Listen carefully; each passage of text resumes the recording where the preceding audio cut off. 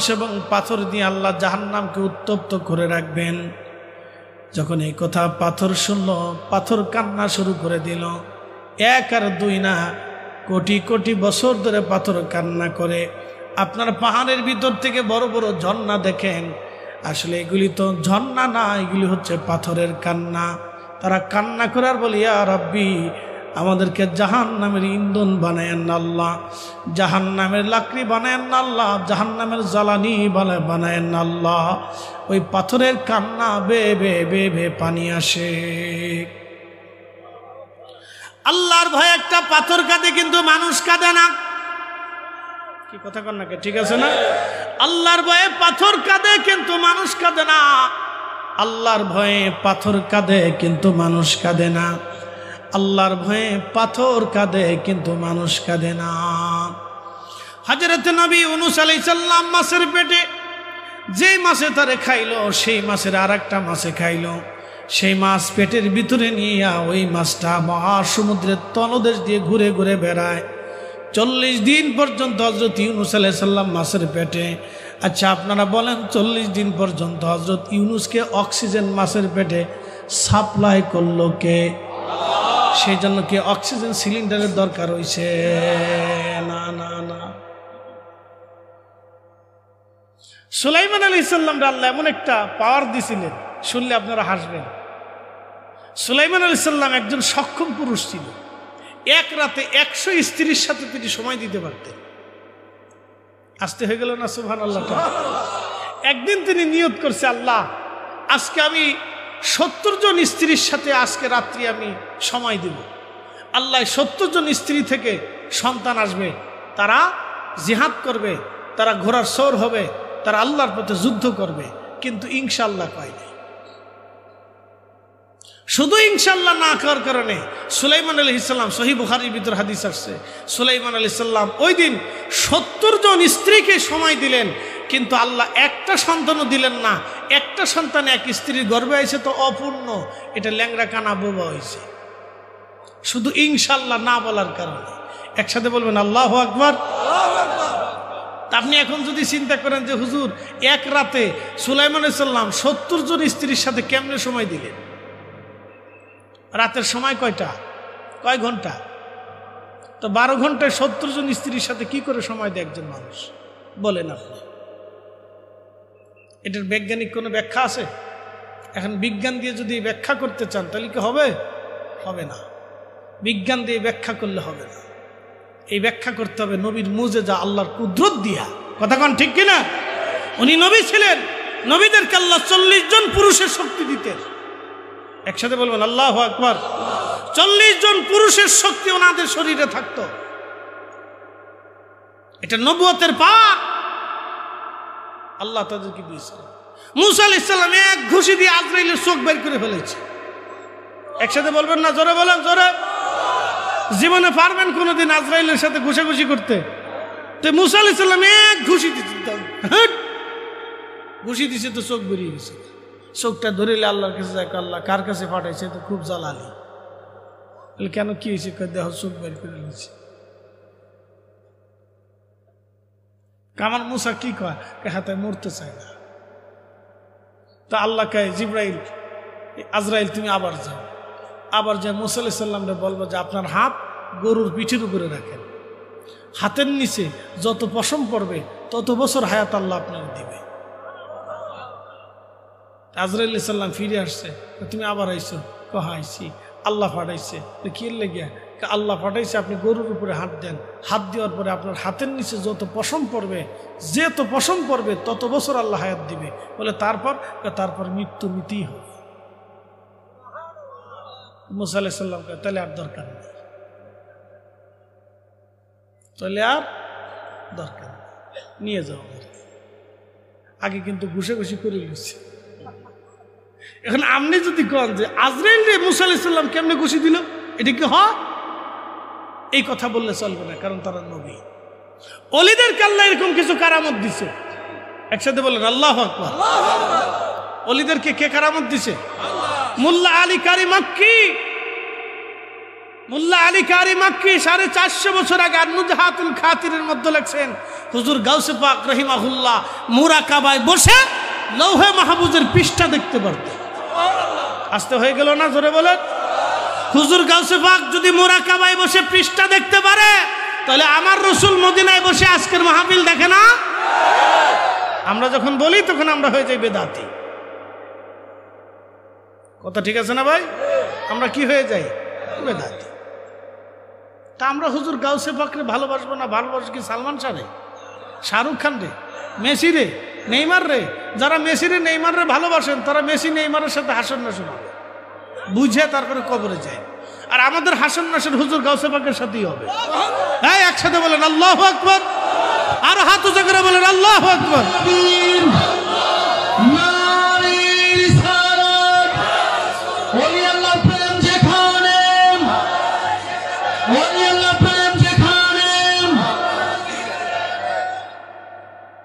বলে হুজুর কোন দলিলে?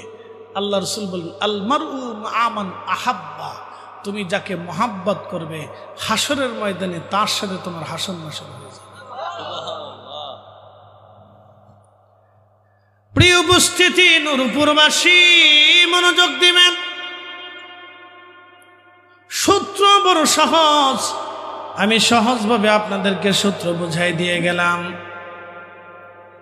আল্লাহর তামাম সৃষ্টির সঙ্গে আল্লাহর কোনো প্রেম হয় নাই।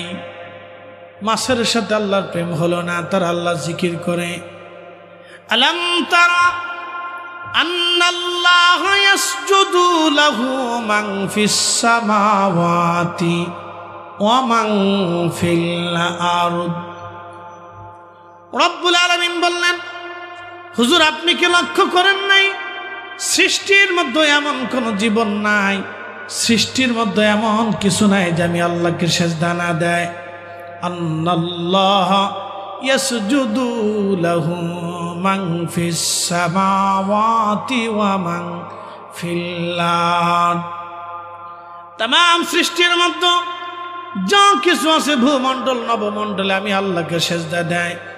আশ-শামসু ওয়াল কমারু ওয়ান নুজুমু ওয়াল জিবালু ওয়াশ-শাজারু ওয়াদ-দাওয়াবু ওয়া কাসীরুম মিনান নাস।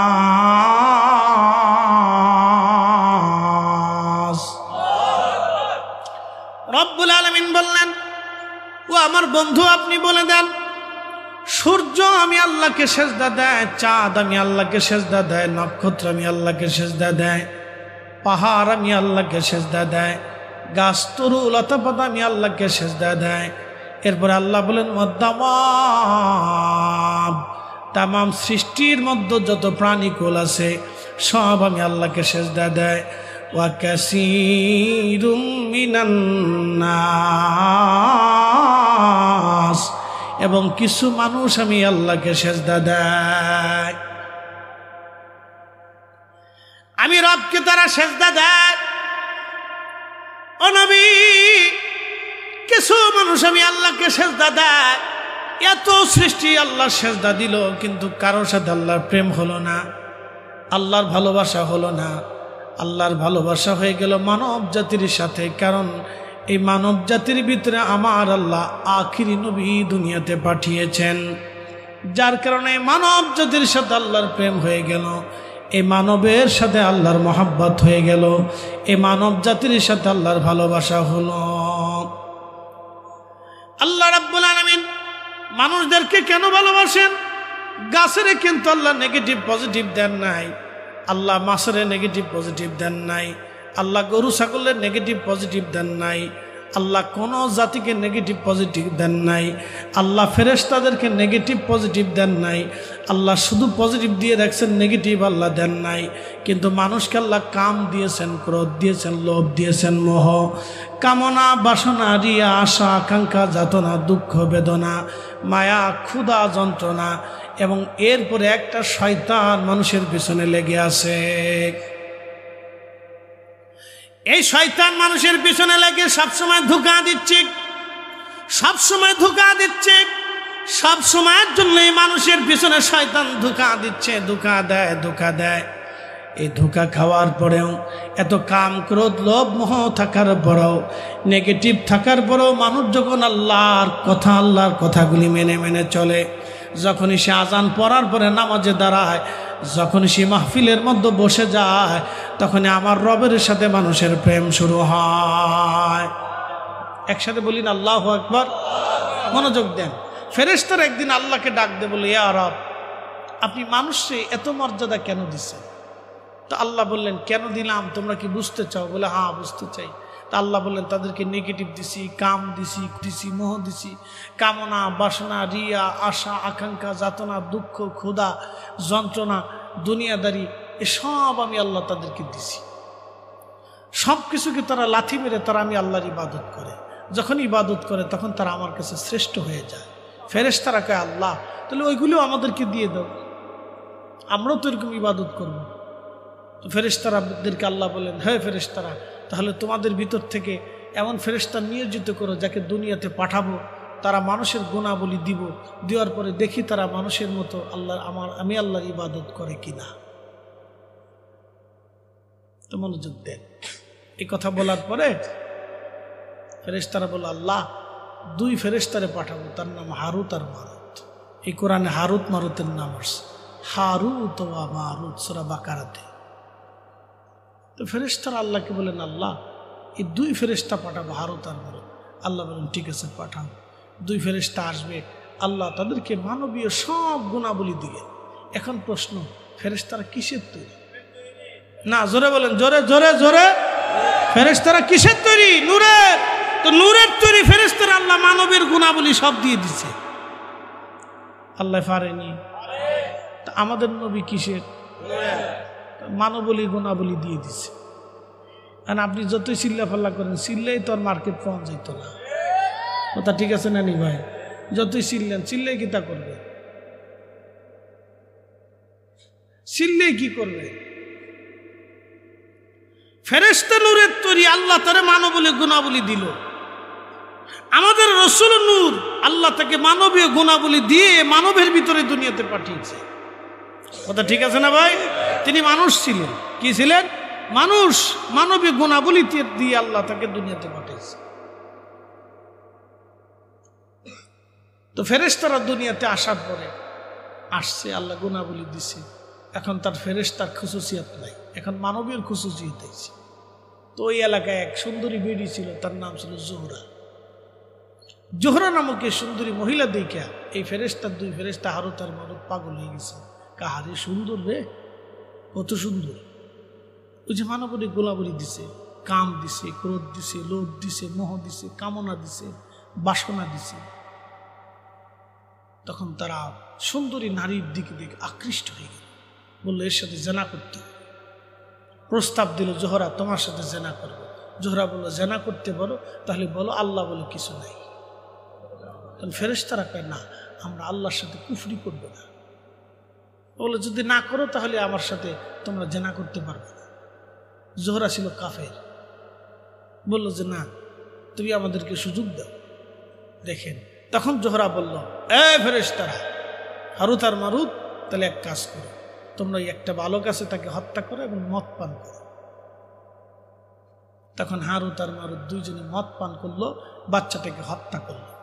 এরপরে সে জোহরার সাথে জেনা করলো। তাহলে কি বুঝলেন? ফেরেশতা নূরের তৈরি হওয়ার পরেও মদ পান করছে, মানুষ হত্যা করছে, জেনা করছে। ফেরেশতারা ফেল। একসাথে বলেন আল্লাহু আকবার।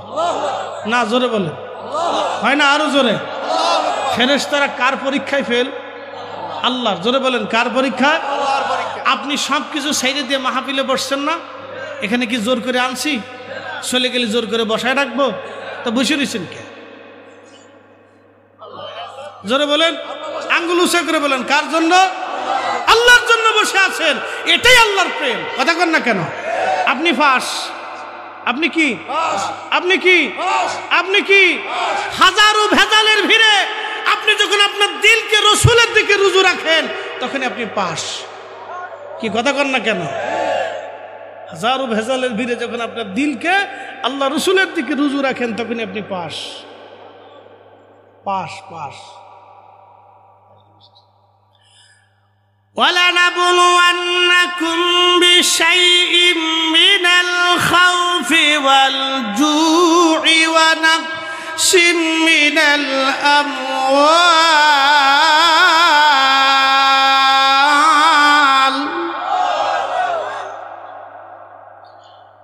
الْأَمْوَالِ وَالْأَنفُسِ وَالثَّمَرَاتِ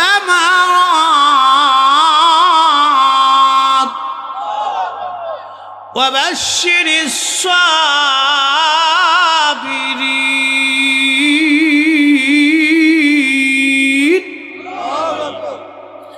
রব্বুল আলামিন এই কোরআনুল কারীমের ভিতরে আমার আল্লাহ বললেন, হে বান্দারা, তোমাদেরকে পরীক্ষা করব ভয় দিয়া, পরীক্ষা করব শস্য সেবন নষ্ট করিয়া, পরীক্ষা করব তোমাদেরকে যাতনা দিয়া, পরীক্ষা করব তোমাদের মৃত্যু দিয়া, সন্তান কেড়ে নিয়া, অনাবৃষ্টি অতিবৃষ্টি খরা সাইক্লোনের অভাব দিয়া তোমাদেরকে আমি আল্লাহ পরীক্ষা করব।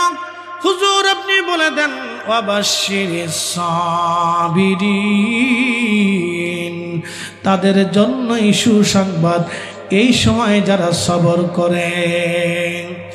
আল্লাযী খালাকাল মাউতা ওয়াল হায়াতা লিয়াবলুয়াকুম আইয়ুকুম আহসানু আমালা।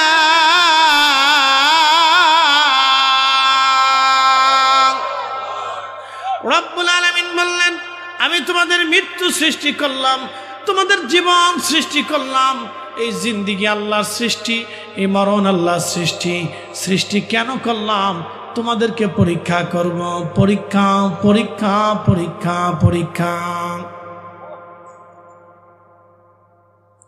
পরীক্ষা পরীক্ষা পরীক্ষা। কে রসুলের পক্ষে, কে নবীর বিরুদ্ধে পরীক্ষা? কি কথা কর না কেন? আমরা পাস। আমরা কি মরলেও রসুলের পক্ষে? জোরে বলেন, মরলেও রসুলের, বাঁচলেও রসুলের, কেউ থাকলেও না থাকলেও, খাইতে দিলেও না দিলেও। সহজ না কঠিন? সহজ, সূত্র সহজ, একেবারেই সহজ। আল্লাহ লিয়াবলুয়াকুম লিয়াবলুয়াকুম লিয়াবলুয়াকুম আইয়ুকুম আহসানু আমালা।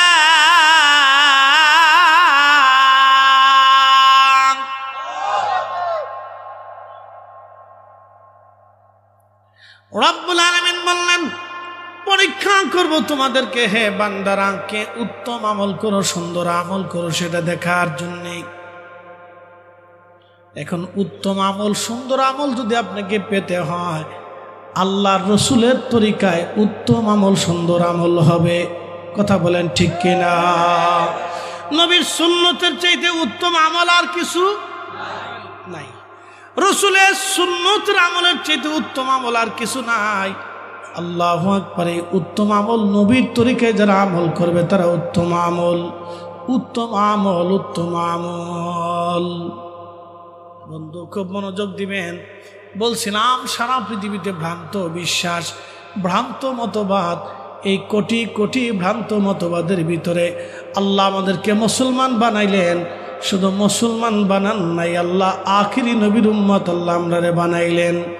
ফেরেশতারা পর্যন্ত মানব জাতির কাছে পরীক্ষায় ফেল করল। সমস্ত সৃষ্টির সাথে আল্লাহর প্রেম হলো না। একটা কথা মনে রাখবেন, আল্লাহ জিন বানিয়েছিলেন। এই নূরপুরের মধ্যে একসময় মানুষের কোনো বসতি ছিল না।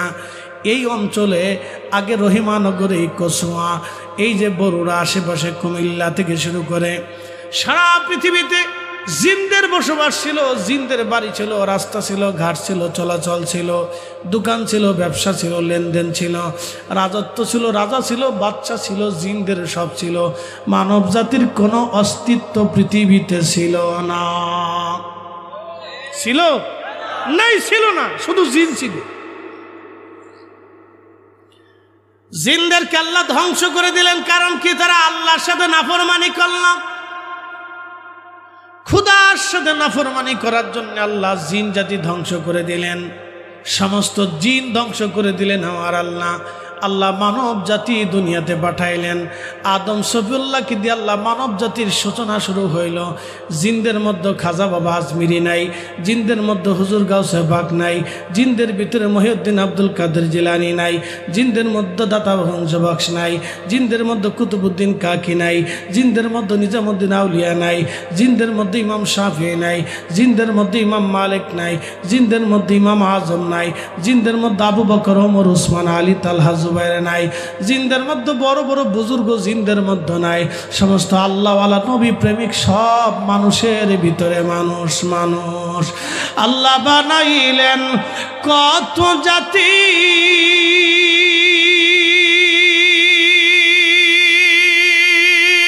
হইল না তার প্রেম প্রীতি, ঠিক কিনা? আল্লাহ বানাইলেন কত জাতি, হইল না তার প্রেম প্রীতি, অবশেষে মানুষ বানায় প্রেমের কারণে, প্রেমের ডোরি বান্ধরেন মদিনার শনে। আহা, প্রেমের ডোরি বান্ধরে মদিনার শনে। এর নাম ভালোবাসা। ভালোবাসা হবে আল্লাহর নবীর সাথে, ভালোবাসা হবে আল্লাহর সাথে, ঠিক কিনা? ভালোবাসা কার সাথে? আল্লাহর সাথে এবং তার রসুলের সাথে। আমার ওয়াজ শেষ, একটা ঘটনা বলে শেষ করি। আমার দিকে তাকান, শোনেন। এই ভারত উপমহাদেশে এক যুবক ছিল, তার নাম ছিল ইলমুদ্দিন। আপনার নাম শুনছেন, তারপর আবার বলতেছি, শুনে যান। এই ইলমুদ্দিনের সময়ে ভারতে একটা ঘটনা ঘটল। ঘটনাটা হলো, ভারতের এই এক লেখক রঙ্গিলা রসুল বই লেখল, আস্তাগফিরুল্লাহ আল-আযীম। এই বইয়ের ভিতরে আমার রসুলের মহান চরিত্র নিয়ে তারা বাজে বাজে কথা লেখল, যা আমি আপনাদের সামনে ভাষায় প্রকাশ করতে পারবো না, এটা অসম্ভব। এটা আপনি বলারটা কোনো তো প্রশ্নই আসে না। সে যে সমস্ত ভাষা ব্যবহার করছে, এটা জারজ ছাড়া কেউ লিখতে পারে না। কথা ঠিক আছে না ভাই? সে জারজ, খুব নিকৃষ্ট ভাষা আল্লাহ রসুলের শানে সে ব্যবহার করল। সারা ভারতে এটা নিয়ে আন্দোলন শুরু হলো। সারা ভারত অবিভক্ত ভারত, তখন পাকিস্তান, ভারত, বাংলাদেশ তখন অবিভক্ত একটা ভারতবর্ষ। তো সারা ভারতে আন্দোলন শুরু হলো, তার বিরুদ্ধে মামলা হলো। দিল্লির আদালতে কোর্ট রায় চলতেছে, মামলা মোকদ্দমা। সমস্ত হিন্দু আইনজীবী সব ওই লেখকের পক্ষ নিল, সমস্ত মুসলিম আইনজীবীরা এই আল্লাহ রসুলের পক্ষ নিল। তো মামলা লড়াই টড়াই চলতেছে বহুদিন। কিন্তু পাকিস্তানের লাহোরে এক যুবক, তার নাম ইলমুদ্দিন, লেখাপড়া ছিল না। এই শোনেন, আশিকে রসুল হইতে হলে বড় ডক্টরেট ডিগ্রি লাগে না। আশিকে রসুল হইতে হলে মুফতি, মুহাদ্দিস, শাইখুল হাদিস, প্রিন্সিপাল, অধ্যক্ষ, অধ্যাপক এগুলো কিছু লাগে না। আশিকে রসুল হইতে হলে কলিজা ভরা রসুলের ইশক লাগে, ইশকে রসুল লাগে। ও দিন মজুর, রিক্সাওয়ালা, সাধারণ ব্যক্তি, মূর্খ, অক্ষর জ্ঞানহীন, শূন্য, নাম যে লিখতে পারে না তারও হতে পারে। আপনি বুঝেন যে উস্তুনে হান্নানা রসুলের প্রেমে জিন্দা হয়ে গেল। আল্লাহু আকবার! একটা মরা কাঠ জিন্দা হয়ে গেছে। পৃথিবীতে এরকম মুজিজা জীবনে কোনো নবীর নাই, কোনো নবীর নাই, এরকম মুজিজা কোনো নবীর নাই। প্রিয় উপস্থিতি, আশিকে রসুল ইলমুদ্দিন পাকিস্তানের লাহোরে কোন রকম কাঠমিস্ত্রির হেল্পার ছিলেন ইলমুদ্দিন। কোন রকম দিন আনত, দিন চলত। ইলমুদ্দিন শুনলেন এই বই লেখকটা, এই লোকটা আল্লাহ রসুলের শানে বাজে বাজে কথা বলেছে। ইলমুদ্দিন চিন্তা করলো, না হয় আমি বাঁচবো, না হয় ও বাঁচবে, না হয় আমি মরবো, না হয় ও মরবে। আমার রসুলের শানে এত বড় অপমান সইবে না রে মুসলমান, তা হয় না। কাজী নজরুল লিখলেন, রসুলের অপমানে কাঁদে না তোর মন, মুসলিম নয় তুই মুনাফিক, রসুলের দুশ্মন। হাত উঁচু করে বলেন ঠিক না বেঠে? কোনো সন্দেহ? রসুলের অপমানে কাঁদে না তোর মন? মুসলিম নয় তুই মুনাফিক, রসুলের দুশ্মন।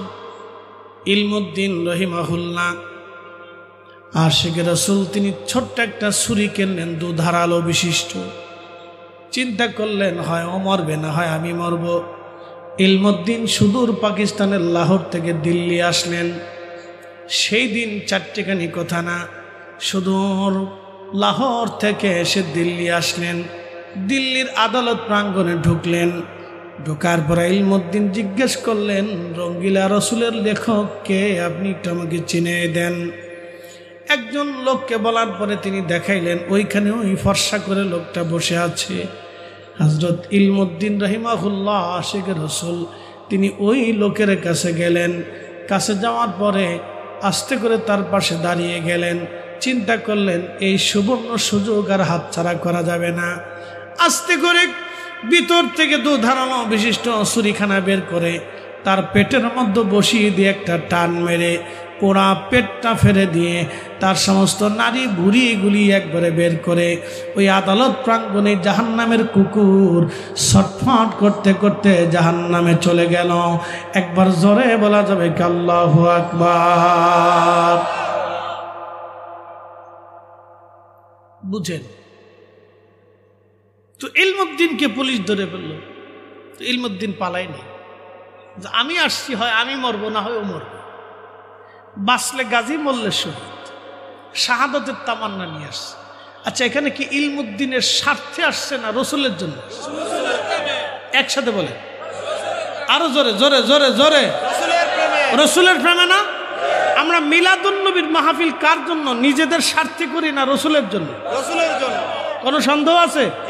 আমরা যখন ইয়া নবী সালাম আলাইকা বলে দাঁড়াই, তখন কি আমরা আমাদের নিজেদের জন্য দাঁড়াই না রসুলের জন্য? বুঝে যাবেন, ইলমুদ্দিন পাকিস্তানের লাহোর থেকে দিল্লি এসে রঙ্গিলা রসুলের লেখকের বইয়ের পেটের মধ্যে ছুরি বাঁধাই দিয়ে টেনে তার সমস্ত পেট বের করে নারী বুড়ি বের করে দিয়ে একবার আদালত প্রাঙ্গণে থেকে হত্যা করলো, জাহান্নামে পাঠাইলো। এটা কি নিজের জন্য না রসুলের জন্য? একসাথে বলেন, কার জন্য? নিজের জন্য না রসুলের জন্য? তাহলে বুঝে গেলে ইলমুদ্দিন কলিজার ভিতর থেকে তার রসুলকে ভালোবাসত। মনোযোগ দেন। আপনাদের দেশে মুরগি আছে না? মুরগি বাচ্চা ফোটার পরে দেখবেন এই মুরগিটা বাচ্চাগুলি নিয়ে জঙ্গলের মধ্যে এই খোটায় খোটায় খোটায় খোটায় বাচ্চাদেরকে খাবার খাওয়ায়। খাওয়ানোর পরে এই মুরগিটা যখন এই বাচ্চা ধরার জন্য কোনো শিয়াল বা বেজি অথবা কোনো কাক অথবা চিল আসে, তখন এই মুরগিটা তার জীবনের সব কিছু উজাড় করে দিয়ে ওই শত্রুর সাথে মুরগি বাচ্চা বাঁচানোর জন্য লড়াই করতে থাকে। আচ্ছা, মুরগি লড়াই করে কার জন্য? জোরে বলে। এখান থেকে বুঝার অনেক কিছু সূত্র বুঝে যাবেন। মুরগি লড়াই করে কার জন্য? আমরা এই মিলাদুন্নবী মাহফিল করি কার জন্য? জোরে বলেন। দুরূদ পড়ি কার জন্য? একসাথে বলবেন আল্লাহু আকবার। বেদাতি বললেও আমাদের কিছু যায় আসে টাসে। ছোট করে বুঝে যাবেন, ছোট করে বুঝে যাবেন। ইলমুদ্দিন রসুলের জন্য আসছে, পুলিশ তারে ধরে নিয়ে গেছে। এতদিন আদালত ছিল একরকম, এখন আদালত হয়ে গেল ভিন্ন রকম। এতদিন আলোচনা ছিল একরকম, এখন আলোচনা হয়ে গেল ভিন্ন রকম। সমস্ত মুসলিম আইনজীবীরা ইলমুদ্দিনকে বাঁচাইতেই হবে। তখন আল্লামা ডক্টর ইকবাল পৃথিবীতে আছে। এই মহাকবি, বিশ্বকবি, শ্রেষ্ঠতম আশিক রসুলের কবি তখন পৃথিবীতে আছে। খালি বুঝে যাবে, পৃথিবীর ভারত উপমহাদেশের বড় বড় আইনজীবীরা ইলমুদ্দিনকে বাঁচানোর জন্য বিভিন্ন জায়গা থেকে দিল্লি ছুটে আসলো। যে কোনো মূল্যে ইলমুদ্দিনকে বাঁচাইতেই হবে। ভারতের বড় বড় হিন্দু আইনজীবীরা তারাও ছুটে আসলো, ইলমুদ্দিনকে যে কোনো মূল্যে ফাঁসির কাস্টে চড়াইতেই হবে। কিন্তু ইলমুদ্দিন আইসে কার জন্য? না নিজের জীবনের জন্য? আল্লাহ রসুলের জন্য আসছে। ইলমুদ্দিনের চিন্তা একটা। আজকের মাহফিল আপনারা কার জন্য দিয়েছেন? রসুলের জন্য লেখা। কেন? নূরুন নবী সাল্লাল্লাহু আলাইহি ওয়াসাল্লামের দুনিয়া আগমন উপলক্ষে, তেনার মিলাদুন নবীর উপলক্ষে পৃথিবীতে তিনি তশরিফ এনেছেন। সেই খুশিতে আপনারা আজকে মাহফিল সাজাইছে। কথা ঠিক আছে না? এখানে কি কোনো রাজনৈতিক ফাংশন আছে? চেয়ারম্যানই, মেম্বারি, দুনিয়াবি, সরকারি টেন্ডার, এরপরে প্রধান উপদেষ্টা ডক্টর ইউনূসের কাছে যাওয়ার জন্য কোনো সিস্টেম নাই। শুধু আল্লাহর নবী রসুল পাওয়া মানে একসাথে, নবী খুশি করা মানে, এতে কোনো সন্দেহ যদি থাকে তাহলে কোরআন মিথ্যা হবে। কুল ইন কুনতুম তুহিব্বুনাল্লাহ ফাত্তাবিউনি ইউহিব্বুকুমুল্লাহ।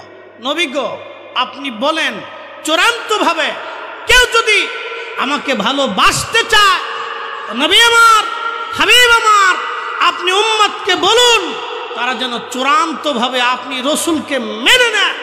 আপনি নবী মানলে আল্লাহ মানা হবে, আপনাকে ভালোবাসলে আল্লাহ ভালোবাসা হবে, আপনার জন্য জীবন দিলে আল্লাহর জন্য জীবন দেওয়া হবে, আপনার পক্ষ নিলে আল্লাহর পক্ষ নেওয়া হবে, আপনার দল করলে আল্লাহর দল হবে, আপনার মত করলে আল্লাহর মত হবে, আপনার পথ হলে আল্লাহর পথ হবে, আপনাকে রাজি করলে আল্লাহ রাজি হবে, আপনাকে বেজার করলে আল্লাহ বেজার হবে, আপনার শান গাইলে আল্লাহর শান হবে, আপনার তাজিম করলে আল্লাহ তাজিম হবে, আপনাকে ছোট করে দেখলে আল্লাহকে ছোট করা হবে, আপনার ইজ্জতকে ছোট করলে আল্লাহর ইজ্জতকে ছোট করা হবে, আপনার জন্য জীবন দিলে আল্লাহর জন্য জীবন দেওয়া হবে। একসাথে বলুন মারহাবা।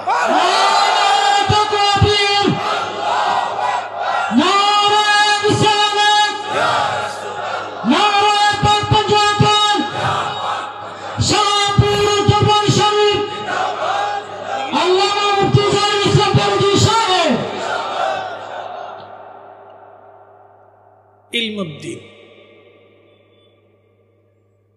সমস্ত মুসলিম আইনজীবী, বড় বড় আইনজীবী যারা আসছে তারা ইলমুদ্দিন জেলখানার ভিতরে যেয়ে বললেন, ইলমুদ্দিন তুমি কালকে চূড়ান্ত আদালত বসবে, তো বিচারক তোমাকে জিজ্ঞেস করলে তুমি বলবা যে আমি যখন তাকে হত্যা করেছিলাম আমার মাথা ঠিক ছিল না।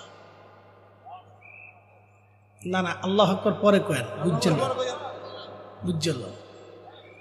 আইনজীবীদের, মুসলিম আইনজীবীদের উদ্দেশ্য ইলমুদ্দিনকে ফাঁসির কাষ্ঠ থেকে বাঁচাতে হবে। তো সেই সুবাদে তারা আইনের ফাঁক ফোকর দিয়ে চিন্তা করলো তাকে ফাঁসি থেকে বাঁচানো যাবে, কিন্তু একটা শব্দ যদি সে বলে তাহলে বাঁচানোর সুযোগ আছে। তো ইলমুদ্দিনকে বুঝায় সুজায় আইনজীবীরা চলে আসছে। পরের দিন আদালত বসলো। মুসলিম আইনজীবীরা ইলমুদ্দিনের পক্ষে যত নথিপত্র আছে, তর্ক বিতর্ক আছে, সব উপস্থাপন করল। হিন্দু আইনজীবীরা ইলমুদ্দিনের বিরুদ্ধে যত যুক্তি তর্ক আছে সব উপস্থিত করল। বিচারক শেষ সময় ইলমুদ্দিনকে জিজ্ঞেস করল, ইলমুদ্দিন আপনি তাকে হত্যা করেছেন? বলে হ্যাঁ। কেন? বলে সে আমার রসুলের মহান ইজ্জতে যখন আঘাত করেছে এটা আমি উম্মাত হয়ে সহ্য করতে পারি নাই, আমি স্ব ইচ্ছায় স্বজ্ঞানে তাকে হত্যা করেছি। মুসলিম আইনজীবীরা ভিতর হয়ে বসে গেল। সাইলাম বাঁচাইতে বেচারা বললটা কি? সমস্ত আদালত নীরব। আইনজীবী রায় দিলেন তার মৃত্যুদণ্ড কার্যকর করা হোক, ফাঁসির কাষ্ঠে ঝুলিয়ে। হিন্দুরা আনন্দ করতে লাগলো, মুসলমানরা বাইরে এসে মিছিল দিতে লাগলো। মুসলিম আইনজীবীরা ইলমুদ্দিনকে বলল, ইলমুদ্দিন তুমি এই কথাটা কেন বললা? তোমাকে বললাম একরকম, তুমি বললা ভিন্ন রকম। ইলমুদ্দিন বলল, কি করে মিথ্যা বলবো? গত রাতে রসুল করিম সাল্লাল্লাহু আলাইহি সাল্লাম আমার কাছে স্বপ্নে এসে আমাকে বেহেশতের সুসংবাদ দিয়ে গেছে। কি বুঝলেন? পৃথিবীর বড় বড় বুজুর্গরা তার এক কাজে ফেল হয়ে গেল। পৃথিবীর বড় বড় আলেমদের এলেন তার রসুলের ইশকে, নবীর ইশকের কারণে তাদের সেই ইবাদত বন্দেগী সবগুলি নিচে পড়ে গেল। রসুলের ইশকের ওজন কত! ইলমুদ্দিন বলেন, গত রাত রসুল করিম আমার কাছে এসে স্বপ্নে আমাকে বেহেশতের সুসংবাদ দিয়ে গেছে এবং আল্লাহ নবীর সাথে আমি জান্নাতে একত্রিতভাবে খানা খাবো। এই সুসংবাদ আমার রসুল আমাকে দিয়ে গেছে। অতএব আমি আমার রসুলের জন্য এসেছি, শাহাদাতের লিপ্সা নিয়ে মিথ্যা বলতে পারবো না। আল্লামা ডক্টর ইকবাল তখন পাকিস্তানে বসে লেখা শুরু করে, কে আফা তুনে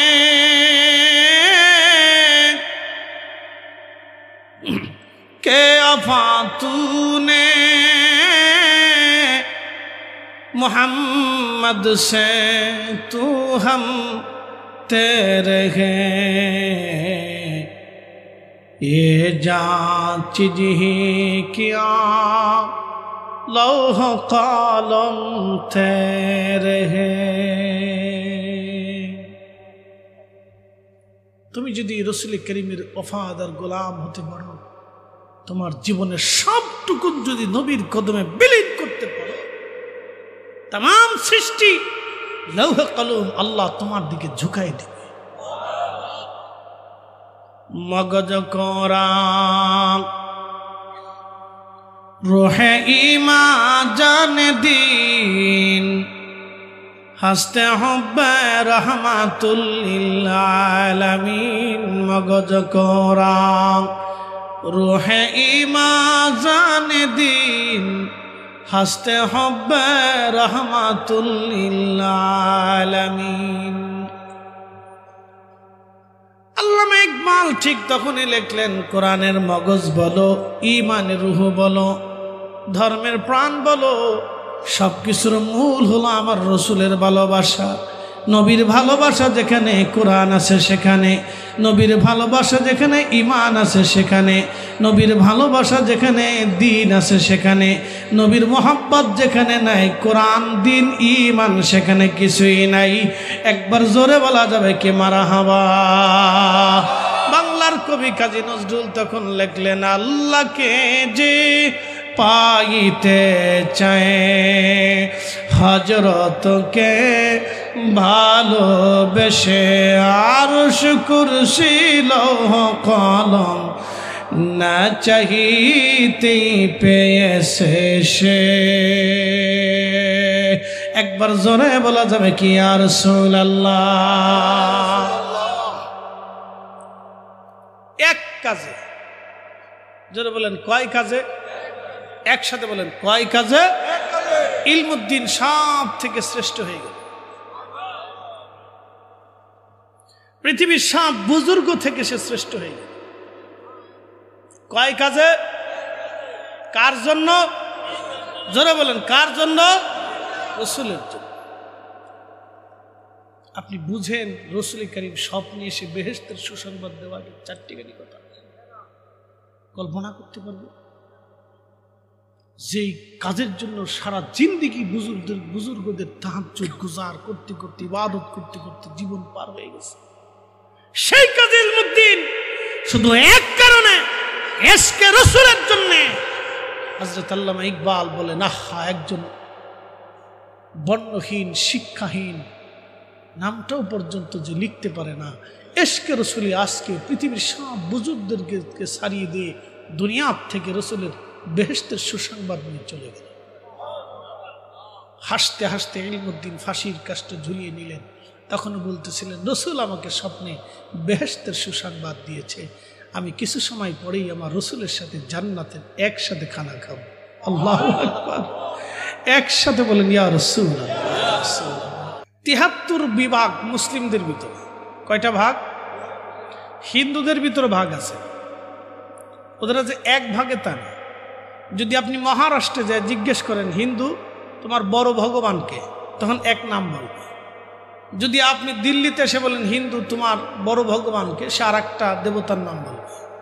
যদি বাংলাদেশে এসে বলেন যে হিন্দু তোমার বড় ভগবানকে, সে দুর্গার নাম বলবে। যদি আপনি নেপালে যা বলেন হিন্দু তোমার বড় ভগবানকে, সে কৃষ্ণার নাম বলবে। আপনি যদি মেরাঠে যান তো বলেন হিন্দু তোমার বড় ভগবানকে, সে আর একটা নাম বলবে। উত্তরপ্রদেশে যান যদি বলেন হিন্দু তোমার বড় ভগবানকে, সে আর একটা নাম বলবে। প্রত্যেক প্রদেশে প্রদেশে হিন্দুদের এক একজন বড় বড় ভগবান আছে, তারা নিজস্বভাবে সেটাকেই বড় মনে করে। কিন্তু আমরা সারা পৃথিবীতে সব মুসলমানকে যদি জিজ্ঞেস করেন তোমার রবকে, তোমার মালিককে, তোমার খালিককে, তোমার সব কিছু দেয়কে, আমরা সবাই এক উত্তর দেই আল্লাহ। কথা বলেন ঠিক না বেঠে? একসাথে বলেন কে? আরো জোরে বলেন কে? আল্লাহ। তার মানে বোঝা গেল হিন্দু সনাতনীদের ভিতরেও পার্থক্য আছে, মত পার্থক্য আছে। তো প্রিয় উপস্থিতি, খ্রিস্টানদের ভিতরে মত পার্থক্য আছে, ইহুদিদের ভিতরে মত পার্থক্য আছে, শিখ বৌদ্ধদের ভিতরে মত পার্থক্য আছে, মুসলিমদের ভিতরে মত পার্থক্য আছে। তা আমাদের মুসলিমদের ভিতরে 73 দল। কয় দল? 73। ইল্লা মিল্লাত ওয়াহিদ, বেহেশতে যাব কয় দল? এক দল। এটা আপনাকে বুঝতে হবে যে বেহেশত তাহলে কোন দল যাবে। তা আমরা বলি আহলে সুন্নাত ওয়াল জামাত, আমাদের বিপরীত যারা আছে তারাও বলে আহলে সুন্নাত ওয়াল জামাত, বা অন্য মাইন্ডেড যারা আছে তারাও আহলে সুন্নাত ওয়াল জামাত। বাংলাদেশের ইসলামিক যে কয়টা রাজনৈতিক দল আছে তারাও বলে আমরা আহলে সুন্নাত ওয়াল জামাত। যারা আবার বুকে হাত পেতে নামাজ পড়ে এরাও কয় আমরা আহলে সুন্নাত ওয়াল জামাত। তো আহলে সুন্নাত ওয়াল জামাত আসলটা কোনটা? প্রশ্ন আছে না ভাই? যে আহলে সুন্নাত ওয়াল জামাত তাহলে আসল কোনটা, নকল কোনটা? আপনাদেরকে আজকে সহজ সূত্র বুঝাই দেই। আকীদা বিশুদ্ধ না হলে কেউ ওলি হয় না। আকীদা বিশুদ্ধ না হলে আল্লাহর নবী তাকে কবুল করে না। আকীদা বিশুদ্ধ হওয়ার কারণে রসুল কবুল করেন, রসুল কবুল করলে আল্লাহ কবুল করেন, এতে কোনো সন্দেহ নেই। হুজুর গাউসে পাক মহিউদ্দিন আব্দুল কাদের জিলানী যেই বিশ্বাসে ঘুমিয়ে অলি হয়েছেন, যেই বিশ্বাস আকীদায় তিনি অলি হয়েছেন এবং ওই অবস্থায় ঘুমিয়েছেন, এই বিশ্বাস এই আহলে সুন্নাত ওয়াল জামাত হলো অরিজিনাল। আসতে হলো কেন? জোরে বলেন, জোরে বলেন। এই আহলে সুন্নাত ওয়াল জামাত কি? জোরে বলেন। Original, original. এটার ভিতরে কোনো খুঁত নাই। স্বর্ণের ভিতরে খুঁত আছে না? স্বর্ণের ভিতরে খুঁত আছে, কিন্তু এই বিষয়ের উপরে কোনো খুঁত নাই। খাজা গরিবে নওয়াজ আজমেরি রাহিমাহুল্লাহ যেই বিশ্বাসে আকীদায় ঘুমিয়েছেন, এটা হচ্ছে অরিজিনাল আহলে সুন্নাত ওয়াল জামাত। হযরত খাজা বাহাউদ্দিন নকশবন্দ বুখারী, মুজাদ্দিদ আল ফসানি, সিরহিন্দি ফারুকি, শাহজালাল ইয়ামানি, মুজাররিদি 360 আউলিয়া, কুতুবউদ্দিন কাকি, নিজামউদ্দিন আউলিয়া, শেখ আব্দুল হক মুহাদ্দিস দেহলভী, শাহ ওয়ালিউল্লাহ মুহাদ্দিস দেহলভী, শাহ আব্দুর রহিম মুহাদ্দিস দেহলভী, খাজা বাকিবিল্লাহ আলী ফাহমুদি তুশি, আবুল হাসান খেরকানি, বাইজিদ বুস্তামি, হযরত ইমাম জাফর সাদিক, ইমাম বাকির, ইমাম আবু হানিফা, ইমাম শাফি, ইমাম হাম্বলি, ইমাম মালিক সহ পৃথিবীর বড় বড় আইম্মা, উলামা, ফুদালা, নুজাবা, নুকাবা, মুতাকাদ্দিমিন, মুতাআখিরিন, সালফে সালিহিন, আউলিয়া, আতকিয়া, উলামা এবং মুজাদ্দিদ ইকরাম যেই বিশ্বাসে আকীদায় ঘুমিয়েছে, এটা হলো অরিজিনাল আহলে সুন্নাত ওয়াল জামাত। কথা বলেন ঠিক না বেঠে? বাকি যা আছে সব ডুপ্লিকেট। বাকি যা আছে সব কি? কোনো সন্দেহ হয় তারা ঠিক, না হলে খাজা বাবা আজমিরি ঠিক। যদি বলেন না খাজা বাবা আজমিরি ঠিক, তাহলে তারা বেঠিক। আর যদি বলেন না তারা ঠিক, ইমাম আবু হানিফা বেঠিক, তাহলে বলবো ইমাম আবু হানিফা যদি বেঠিক হয় তাহলে তারা ঠিক। আর তারা ঠিক হলে ইমাম আবু হানিফা 100 বার আল্লাহর সাথে স্বপ্নে কিভাবে দেখা করলে? যদি বলে না ইমাম মালিক বেঠিক, আমার একটা ঠিক, তাহলে বলবো ইমাম মালিক তাহলে 100 বার আল্লাহ রসুলের সাথে কিভাবে দিদার করলে? আপনারা কেন একবারও পারেন না? কারণটা কি? কি প্রশ্ন আছে না? প্রশ্ন আসেনি? অবশ্যই আছে। অতএব দূরে যারা আছেন বসে থেকে লাভ নাই।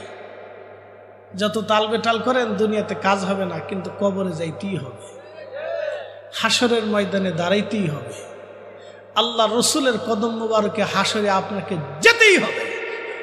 কথা বলেন ঠিক কিনা? কোনো ভিন্ন রাস্তা?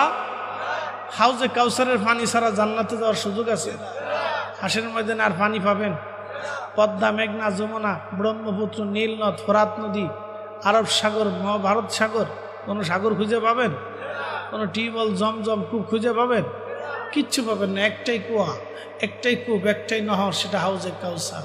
তাও মালিকানা আল্লাহ এমন একজনের কাছে দিয়ে দিছে, রাহমাতুল লিল আলামিন। সৃষ্টির এমন কোনো মানুষ নাই যে ওই নবীর কাছে না যাইতে হবে। আসতে হলো কেন? জোরে বলেন। আদম নবীর উম্মত হাউজে কাউসারে পানি খাইতে হলে কি আদমের কাছে যাবে না আমার নবীর কাছে আসবে? মুসা আলাইহিস সালামের উম্মত, ঈসা আলাইহিস সালামের উম্মত, নূহ আলাইহিস সালামের উম্মত, দাউদ, সুলাইমান, ইব্রাহিম, ইসমাইল, ইসহাক, ইয়াকুব, ইউসুফ, সব নবীর উম্মত আমার রসুলের কাছে আসতেই হবে। কথা কর না কেন? আর আমরা বুঝি দাউদ আলাইহিস সালামের কাছে যাবো, মুসা আলাইহিস সালামের কাছে। তো যারা আমাদের বিপরীত তারা মনে হয় মুসার কাছে যাবে, যে না দুনিয়াতে আমরা রসুলরা আমাদের মতো মনে করতাম, মুসা আপনি অনেক বড় নবী, আপনার কাছে আইছি।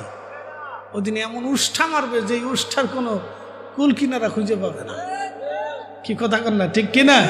তাহলে বোঝা গেল রসুলের কদম ছাড়া উম্মতের কোনো রাস্তা সোজা হিসাব।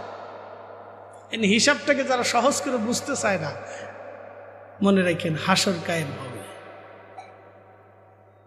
আল্লাহ যাহা বলেছে এই কোরআনে, এক চুলও ডান হবে না, বাম হবে না, সামনে হবে না, পিছে হবে না। ইন্না আতাইনাকাল কাউসার, নবী গো আমি আপনাকে হাউজে কাউসার দিছি তো দিছি। কি কথা কর না কেন? দিছি তো দিছি। লা তাবদীল কালিমাতিল্লাহ, আমার কালামের কোনো পরিবর্তন নাই। আমি হাউজে কাউসার আপনাকে বরাদ্দ করছি তো করছি। একসাথে বলবেন আল্লাহু আকবার। বুঝতে কি কোনো অসুবিধা? 6 ঘন্টার ওয়াজ 10 মিনিটে সেরে ফেলছি। 6 ঘন্টার ওয়াজ 10 মিনিটে সারছি। আমার এই 10 মিনিট যদি কেউ বুঝে তাহলে জীবনও সে আহলে সুন্নাত ওয়াল জামাত থেকে দূরে যাবে না। যদি এই 10 মিনিট কেউ বুঝে।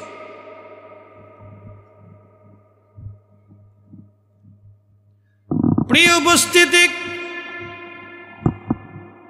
নূরপুরবাসী মাইকের আমার যত দূরে যায় ভালো করে শুনে যাবেন।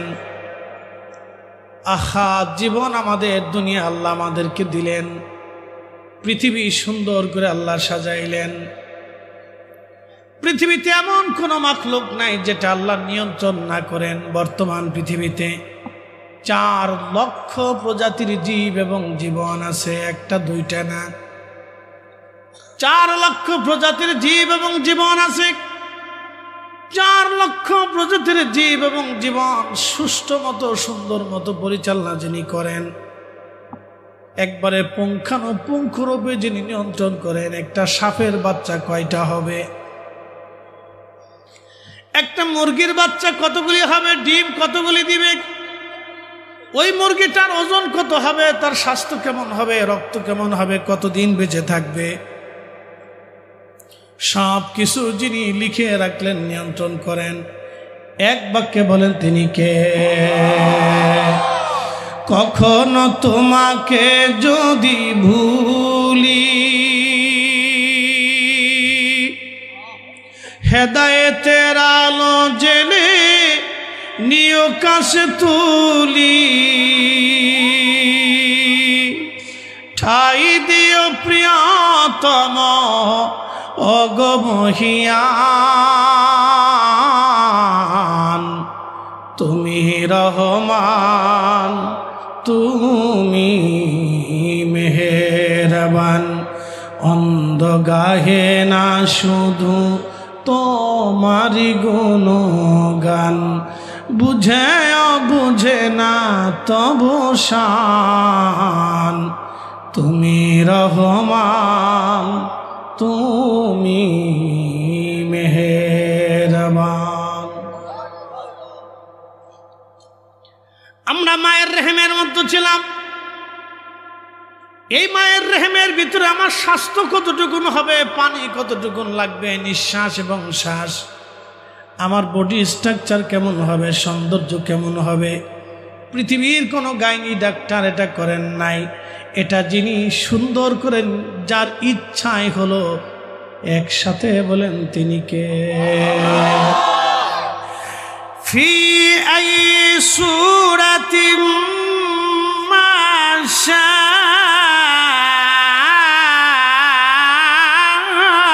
রাক্কাবা। রব্বুল আলামিন বললেন, হে বান্দা, তোমার জীবনের সুরত, তোমার আকৃতি, তোমার স্বাস্থ্য, তোমার ব্রেন, তোমার চোখ, তোমার হাত, তোমার পা, তোমার কান, তোমার নাক, তোমার অঙ্গ প্রত্যঙ্গ কেমন হবে, আমি রব্বুল আলামিন তার স্ট্রাকচার তৈরি করেছি। লাকাদ খালাকনাল ইনসানা ফি আহসানি তাকওয়িম। হে মানুষ, আমি তোমাকে সুন্দর অবয়ব দিয়ে সৃষ্টি করেছি। আদম সফিউল্লাহকে আমার আল্লাহ নিজ হাত দিয়ে, কুদরতি হাত দিয়ে আদম রে বানাইলেন। সুবহানাল্লাহ বলা যাবে না? নিজ হাত দিয়ে, কুদরতি হাত দিয়ে আল্লাহ আদম বানাইলেন। আল্লাহ নিজের কুদরতি হাত দিয়ে আদম সফিউল্লাহর স্ট্রাকচার আল্লাহ তৈরি করলেন। আমাদের ইচ্ছায় আল্লাহ আদম বানান নাই, আল্লাহর নিজের ইচ্ছায় আল্লাহ আদম বানিয়েছেন। হযরত হাসান বিন সাবিত বলেন, ইন্নাকা উলিতা মুবাররান মিন কুল্লি আইব কাআন্নাকা খুলিকতা কামা তাশা। নবী গো, আপনি পৃথিবীতে আসছেন, আপনার কোনো আইব নাই, কোনো ত্রুটি নাই, কোনো খাতা নাই, কোনো ভুল নাই, কোনো দোষ নাই। ইয়া রাসূলুল্লাহ, ইয়া হাবিবাল্লাহ, আল্লাহ আপনাকে পৃথিবীতে পাঠানো হওয়ার আগে আপনার এই সৌন্দর্য আমার আল্লাহ কেমন হবে আপনি নবীর সাথে পরামর্শ করেছিল। একবার আওয়াজ তুলে বলা যাবে কি আল্লাহু আকবার। এই জন্য আল্লাহ তার রসুলকে আসমানে নিয়ে বেহেশতের ভিতরে, এই আরশে মুআল্লার ভিতরে নিয়ে কাছাকাছি নিয়েছিল। আসতে হয়ে গেল না? আরো জোরে কর, জোরে জোরে জোরে। কারে নিছে? আল্লাহরে নিছে না আল্লাহ রসুলকে নিছে? আচ্ছা, আল্লাহ কি ইচ্ছা করলে মদিনায় রসুলের সাথে সাক্ষাৎ দিতে পারতেন না? মক্কায় পারতেন না? হেলেমের ঘরের ভিতরে গোপনে নিয়ে ডাইকেও তো পারতেন। তাহলে আল্লাহ আসমানে নিয়ে, আরশে মুআল্লার ভিতরে নিয়ে, উফুকিল আলা করিয়া একটা ধনুক পরিমাণ ফাঁকা রেখে সামনাসামনি কাছাকাছি বসে আল্লাহ বছরের পর বছর আল্লাহর গল্প করার দরকার কি? যারা আমার রসুলকে ছোটখাটো করে দেখে তারা যে কত বড় বোকা এই পৃথিবীতে তারা নিজেরাও বুঝে না। হাত উঁচু করে বলেন ঠিক কিনা?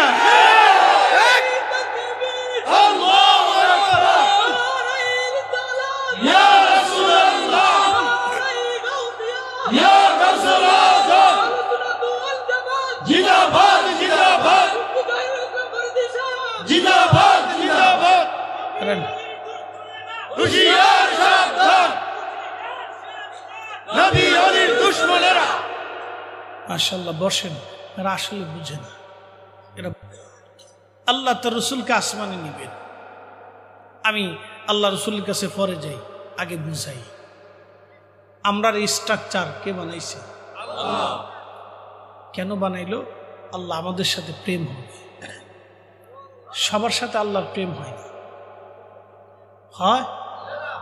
খ্রিস্টানের সাথে হয়েছে, ইয়াহুদির সাথে, শিখের সাথে, সনাতনীর সাথে। সনাতনী তো খুদাই মানে না। সে মানে বৃষ্টির দেবতা আলাদা, পানির দেবতা আলাদা, আগুনের দেবতা আলাদা, সূর্যের দেবতা আলাদা। সে সূর্যরে খোদা মনে করে, আগুনরে খোদা মনে করে, গরুরে খোদা মনে করে, পাহাড়রে খোদা মনে করে, গাছের খোদা মনে করে, মূর্তিরে খোদা মনে করে। সে তো অন্য কাউকে খোদা মনে করে। সে তো আমার রবকে লা ইলাহা ইল্লাল্লাহ বলে মানে না। কথা ঠিক আছে না? এই জন্য সনাতনীর সাথে আল্লাহর প্রেম হয় নাই। খ্রিস্টান বলে আমরা লা ইলাহা ইল্লাল্লাহ মানি, আল্লাহ ছাড়া কোনো ইলাহা নাই, কিন্তু আল্লাহর বউ আছে, পোলাপান আছে। তাহলে খ্রিস্টানের সাথে আল্লাহর প্রেম হলো। ইহুদিরা বলে আমরা আল্লাহ আছে জানি, কিন্তু আল্লাহর ছেলেপুলা আছে। এই জন্য ইহুদিদের সাথে আল্লাহর প্রেম হলো না। জৈনরা বলে না, আমরা আল্লাহ বলে কোনো খোদা মানি না। শিখেরা বললো না, আমরা গুণুর একটা খোদা মনে করি, আল্লাহ বলে কিছু নেই। বৌদ্ধরা বললো সৃষ্টিকর্তা বলে কিছু নেই, আমাদের বৌদ্ধই বন্ধু দেবতা। লালন ফকিরের যারা মুরিদ আছে, ভক্ত আছে, তারা বলে লালনী খোদা, লালনী রসুল, লালনী মুর্শিদ। যিনি মুর্শিদ তিনি খোদা তিনি রসুল, এই কথা লালনে কয় না, কোরআনে কয়। অথচ কোরআনের কোথাও এই কথা লেখা নাই। এটা একবারে ডাহা মিথ্যা কথা। যিনি মুর্শিদ তিনি রসুল হতে পারে না, এটা আল্লাহর নবীর সাথে চরম বেয়াদবি। কথা বলেন ঠিক কিনা? আর যিনি রসুল তিনি খোদা হতে পারে না, এটা আল্লাহর সাথে দুশমনী। এই সমস্ত বদ আকীদা ভ্রান্ত বিশ্বাস পৃথিবীতে ছড়িয়ে গেল। আমাদের দেশে এক দল আছে, আমিন, জোরে আমিন বল। আমিন নিয়ে তাদের সাথে আমাদের তেমন ঝগড়া নাই, কিন্তু ঝগড়া হলে এক জায়গা। তাদের বিশ্বাস মুহাম্মদ সাল্লাল্লাহু আলাইহি ওয়াসাল্লামের আব্বা আম্মা দুইজন কাফের ছিল, তারা জাহান্নামে চলে গেছে। কি বুঝলেন? তার সাথে দুস্তি করা যায়? এত বড় নিকৃষ্ট বদ আকীদা যার ভিতরে আছে, এত বড় ভ্রান্ত বিশ্বাস যার অন্তরে লালন করে, আপনি তার সাথে কি করে বন্ধুত্ব করবেন বলুন আপনি? আর যদি মন চাইতে বন্ধুত্ব করার করেন, যদি মন চাই সেই মতবাদ গ্রহণ করবেন করেন, তাতে আল্লাহর কিছু আসে যায় না, রসুলের কিছু আসে যায় না। কি কথা ঠিক আছে না ভাই? যদি আপনার মন চায় আপনি ভ্রান্ত বিশ্বাস নিয়ে কবরে যাবেন, তো চলে যেতে পারেন, কোনো অসুবিধা নেই। ফরিদি সাহেবের কিচ্ছু হবে না, কোনো অসুবিধা নেই। যার যার বিশ্বাস মতবাদ নিয়ে শেষে কবরে চলে যাবে, কোনো অসুবিধা নেই। আল্লাহর কোনো ক্ষতি নেই, রসুলের কোনো লাভ নেই। বুঝে কবরে যাওয়াটা জরুরি। আল্লাহ বানাইলেন কত জাতি,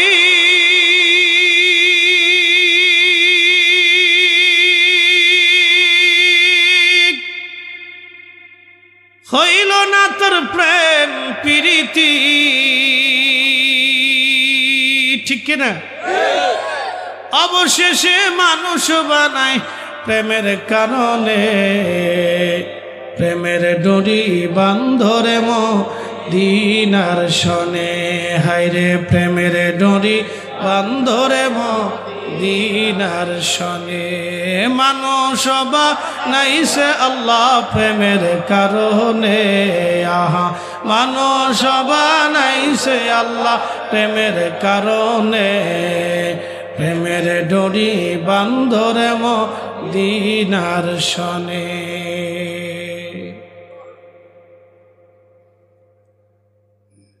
নূরপুরবাসী মনোযোগ দিবেন, কথাগুলি বোঝাটা জরুরি। ভাইজান আমার, আল্লাহ আমাদেরকে সৌন্দর্য দিলেন, সুন্দর চোখ দিলেন।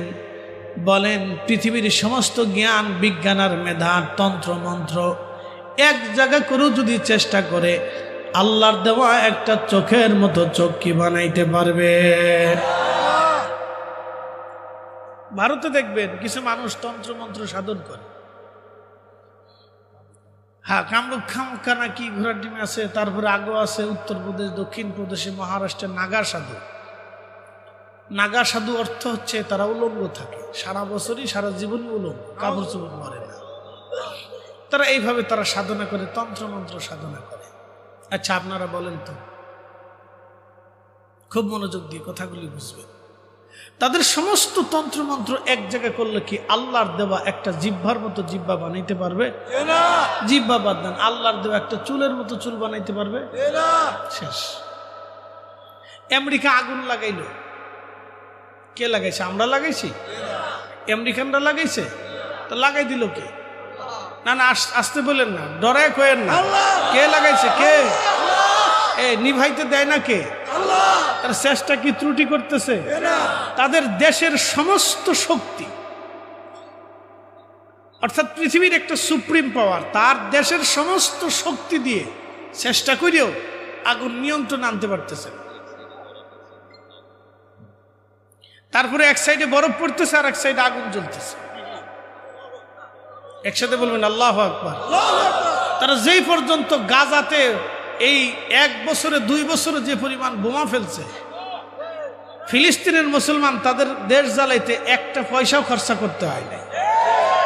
তারা যেই পরিমাণ গাজার অঞ্চল বোমা মেরে ধ্বংস করে দিয়েছে, আল্লাহ তার চাইতে বেশি অংশ আগুন দিয়ে পুরাইয়া মিসমার করে দিছে। কালকে খবরে দেখলাম এক ধনাঢ্যর বাড়ি 204 কোটি মার্কিন ডলার দামি বাড়ি পুড়িয়ে গেছে। 204 কোটি মার্কিন ডলার বুঝেন? বাংলাদেশ থেকে, বাংলাদেশের যদি 1 কোটি হয় তাহলে বাংলাদেশের, আমেরিকার যদি 1 কোটি, বাংলাদেশের 70 কোটি, তারও বেশি না? হ্যাঁ, 135 কোটি। তাহলে এখন ধরেন 135 কোটি, তাহলে 135 কোটি বাংলাদেশের 1 কোটি, বাংলাদেশের 135 কোটি, আমেরিকার 1 কোটি, তাহলে 204 কোটি ডলারের মূল্যের একটা বাড়ি পুড়ে গেছে। একসাথে বলবেন আল্লাহু আকবার। তাহলে বাংলাদেশের কত টাকার সমান একটা বাড়ি, প্রাসাদ সমান একটা বাড়ি পুড়ে সরকার নিয়ে গেছে। এটা যদি বাংলাদেশের কেউ ধরাইতো তাহলে পরে আর বাংলাদেশের উপায় আছে না, সব সেকশন বন্ধ করে দিত তারা।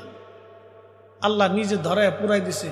আমেরিকার ইতিহাসে অপরিমিত ক্ষতি আমেরিকার জীবনে কোনোদিন দেখে নাই, আল্লাহ সেইভাবে করাই দিছে। মনে রাখবেন, মজলুমদের দোয়া কবুল হয়। কথা কন না কেন? মজলুমদের দোয়া কি হয়? মজলুমদের দোয়া কি হয়? মজলুমের চোখের পানি বৃথা যায় না। কথা কন ঠিক কিনা? ফিলিস্তিনিদের চোখের পানি বৃথা যায় না, যাবে না, আগামী তো আরো ভয়ঙ্কর আসবে। তারা নিজেরা নিজেরা যুদ্ধ করে মরবে, দেখবে আরো কঠিন আসবে তাদের। প্রিয় উপস্থিতি, এই কোরআনে রব্বুল আলামিন বললেন, যাহারাল ফাসাদু ফিল বাররি ওয়াল বাহরি বিমা কাসাবাত আইদিল নাস। রব্বুল আলামিন বললেন, হে মানব জাতি, তোমাদের উপর আমি রব্বুল আলামিন গজব চাপাই দেই না। তোমরা 2 হাতের রুজি করো, তোমরা অন্যায় করো, অপরাধ করো, সেই জন্য আমি রব্বুল আলামিন তোমাদের উপর গজব চাপাই দেই। ফেরাউন এইভাবে নিজেকে খোদাই দাবি করে মুসলমানদেরকে কষ্ট দেওয়ার জন্য বহু চেষ্টা করেছিল। শেষ পর্যন্ত ফেরাউন কিন্তু পানির মধ্যে ডুবে তার রাজত্ব, তার সব মিসমার হয়েছে। নমরুদ চেষ্টা করেছে, সে মশার কামড় খাইয়া, জুতার পিটুনি খাইয়া সে কবরে চলে গেল। সম্রাট আকবর মুজাদ্দিদ আল ফেসানির জমানাতে মুসলমান ইসলাম বিদায় করার জন্য ষড়যন্ত্র করল। আমার আল্লাহ সম্রাট আকবরকে দুনিয়ার থেকে অপমানের সাথে বিদায় করাইয়া এই জমিনে আল্লাহর হুকুমত আমার আল্লাহ কায়েম করাইলেন। রাজা পৃথ্বীরাজ খাজা বাবা আজমিরের বিরুদ্ধে বহু চেষ্টা করার পরেও সে শেষ পর্যন্ত ব্যর্থ হলো। গোরগোবিন্দ শাহজালাল আমিনী রহমাতুল্লাহের কাছে পরাজিত হয়ে পলায়ন করে দেশ ছেড়ে তার রাজ্য ধ্বংস হয়ে গেল। ইসলাম মুসলমান, ইসলাম মুসলমান, ইসলাম এবং মুসলমানদের বিরুদ্ধে যারা ষড়যন্ত্র করেছে, যুগে যুগে যুগে যুগে আল্লাহ তাদেরকে পরাজিত করেছে। কথা বলেন ঠিক কিনা? কোনো সন্দেহ নাই। এটা তাদের 2 হাতের রুজি আরো সামনে আসবে। অনেকে বলতেছে বিভিন্ন দেশে ভূমিকম্প হয়, তা কি হবে? ও চিন্তা তো আপনার করে লাভ নাই। বিভিন্ন দেশে ভূমিকম্প হয়, ওইটাও আল্লাহর গজব। ভূমিকম্প এটা আল্লাহর গজব, এটা কি রহমত নাকি? হ্যাঁ, আমাদের দেশে বন্যা হয় না, মাঝে মধ্যে হঠাৎ বন্যা হয়, এটা কি রহমত নাকি? এটা তো গজব। তা আপনারা যে বেশি ভালো তা তো না। বলে হুজুর কেমনে ভালো? এদেশের বহু ভাই তার বোনের জমি বুঝাই দেয় না, তাহলে বেটা ভালো হইলো কেন? কি কথা কন না কেন? বহু ভাই আছে বোনের জমি বুঝায় না। বাংলাদেশের এখনো বহু গ্রামে, হাজার হাজার গ্রাম, 364,000 গ্রামে এখনো সঠিক মতো বিচার সালিশ হয় না। ঠিক পক্ষের টানে, দলের টানে, মতের টানে, বংশের টানে, আত্মীয়র টানে, শক্তির টানে, টাকার জোরে এখনো বিচার হয়। তাহলে আমরা কি ভালো নাকি? কি কথা কন না কেন? তা আমাদের উপর আল্লাহ বন্যা দিব না, তুফান দিব না? তা আল্লাহকে আমরা ছেড়ে দিব নাকি? আল্লাহ বলছেন এটা তোমাদের 2 হাতের রুজি, যারা করবা তারা পাবা। কি কথা ঠিক আছে না ভাই? যারা করবা তারা পাবা, এক কথাই শেষ। যারা করবা তারা পাবা। আল্লাহ রাসূল বলেন, আমার উম্মত, পৃথিবীতে ন্যায় বিচার হচ্ছে সবচেয়ে মূল্যবান জিনিস। আপনাদেরকে শোনাই, সাহাবীরা এক মহিলাকে ধরে নিয়ে আসছে। মহিলাকে ধরে নিয়ে আসার পরে সাহাবীদেরকে রাসূল বললেন, এই মহিলার অপরাধ কি? বলি, ইয়া রাসূলুল্লাহ, সে চুরি করতে যাইয়া হাতে নাতে ধরা পড়ছে।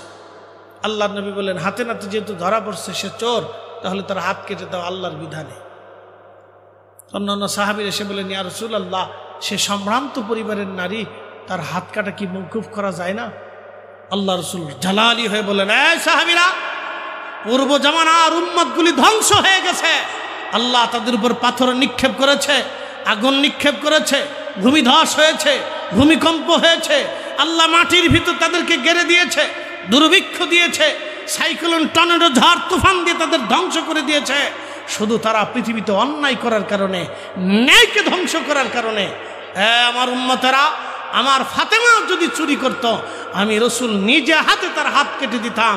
অতএব এইখানে কোনো কনসিডার হবে না। একসাথে বলা যাবে আল্লাহু আকবার। তাহলে পৃথিবীতে গজব কেন আসে? অন্যায়ের কারণে, জুলুমের কারণে। কথা ঠিক আছে কিনা? তো আমেরিকার এই গজবটা কেন আসলো? তারা মুসলমানদের উপর বেশি জুলুম করে ফেলছে,